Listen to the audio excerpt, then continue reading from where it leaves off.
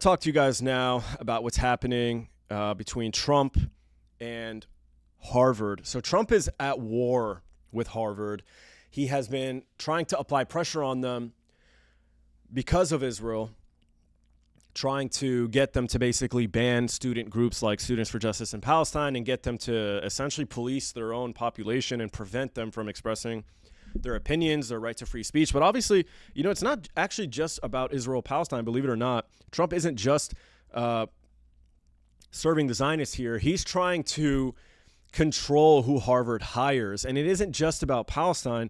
Trump is trying to prevent a lot of liberal, progressive, leftist, socialists from getting hired and getting funding and becoming the head of the departments and having a major effect on curriculum. So this is broader than just censorship of Israel critics. This is trying to shape the next generation of academics by using federal funding to punish Harvard for hiring people that Trump ideologically disagrees with.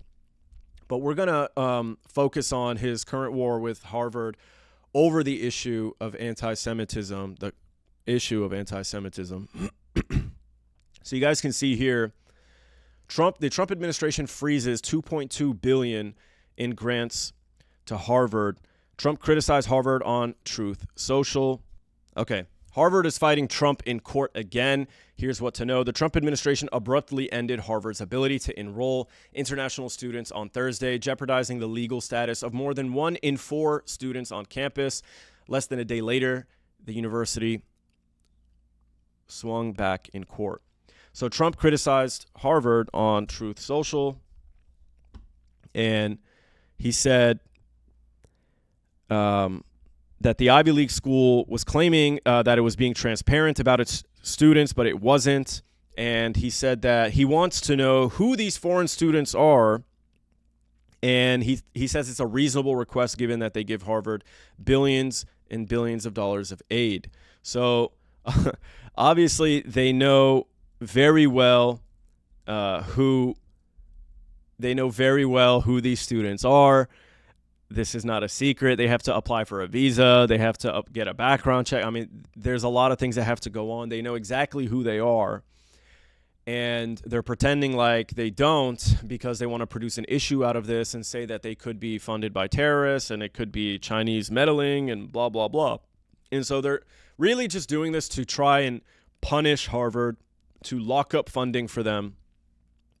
And like I said, it's part of this broader censorship campaign, not just over Israel-Palestine, but to exert control and influence over more than just protests on campus, but trying to get Harvard to decide who can serve as a staff member, who can be the dean of this department, who can be, a professor, and who's going to get tenure, things of that nature. And so if Trump disagrees with your ideology and your perspective, then he's going to punish you. And it's not just over Israel-Palestine, but he is using Palestine as kind of that excuse and using anti-Semitism as that excuse. So in April 2025,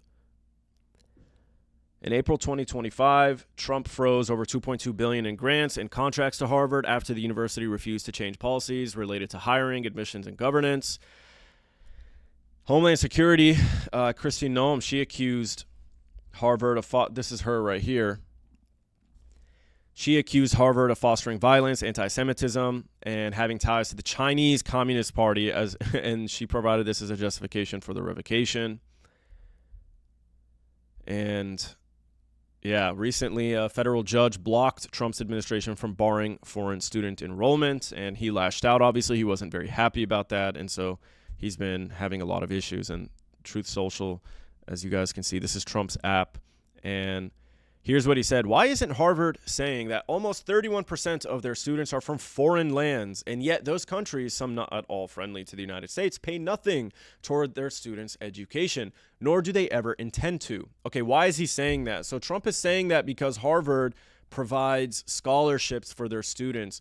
Harvard, see, for many colleges around the country, international students are big money because they pay 3 times the tuition. So, for example, I'm in Tampa, Florida. You have the University of South Florida not too far from here, from where I'm at.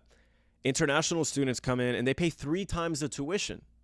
So they have an entire building dedicated to teaching just international students how to speak English so that they can then enroll in the bachelor's program, the master's program, et cetera, et cetera. And they do this to cater to Saudi Arabian students, to Kuwaiti students, to Chinese students, because it's big money. Now, Harvard apparently doesn't charge 3 times the tuition, and they have, if you are a low-income student, you don't come from a wealthy family, if you have basically less than $200,000 worth of income, they will provide scholarships for you to attend tuition free, but you still have to pay for housing and you still have to pay for food and books and blah, blah, blah. So it's very expensive. But basically, you can go tuition free. So this is why Trump is saying that they pay nothing, but that isn't true because they still have to pay so much more for living expenses. And so, and in some cases, they have to take loans for that. So yeah, he's that's why he's saying it, but that isn't exactly 100% true. So he says, nobody told us that. Okay, that's not true. You have to know that because they have to apply and prove that they have low income. But anyway, he continues, we want to know who those foreign students are, a reasonable request since we give them billions of dollars. But Harvard isn't exactly forthcoming. We want those names and countries. Harvard has $52 million. Use it and stop asking for the federal government to continue granting money to you. Now, for most colleges around the country, $52 million from federal grant matching and stuff like that, that is a lot of money. But Harvard has a massive endowment. I think like a $40 or $80 billion endowment. They have a ton of money. So that money is nice. But Harvard isn't exactly the school you want to wage war on just because they have such a massive war chest and they have a lot of donors and backers. And a lot of people actually will increase their donations to Harvard from the liberal elite, I suppose, in order to spite Donald Trump. So this isn't exactly the place that you want to go to war with. But Trump has decided to do so anyway. Harvard's president, Alan Garber, defended the rights of international students who make up 27% of the student body, and he welcomed the judge's intervention with a hearing set for Thursday, May 29th. So that's this Thursday, and they're going to review the restraining order. So the hope is that they can survive and basically stick it to Trump in order to protect free speech, to protect Palestine advocacy, but really just for Harvard to be able to protect its own academic freedom and freedom of expression, and so that they don't have to succumb to this. Unfortunately, though, around the country, much smaller schools aren't going to be as lucky. And apparently there's a crisis of enrollment. A lot of people aren't enrolling to go to school anymore, not in the record numbers that we've seen in the past. And I recently was in Washington State where I spoke to some professors from Eastern Washington University, and they were telling us how, yeah, there's a crisis of enrollment. And so with this crisis, the schools become more and more dependent on federal funding. And so if they're going to use federal funding as a leverage, as a negotiating tactic to punish these schools and control who they hire, what kind of classes they teach, et cetera, then it could be a serious issue. So while Harvard is the wrong school to go to war with, this is still going to be applied across the country, and Harvard's being made an example out of. So even if Harvard wins, a smaller school is going to look at this situation and say, we don't have the ability to fight that, therefore we don't want to.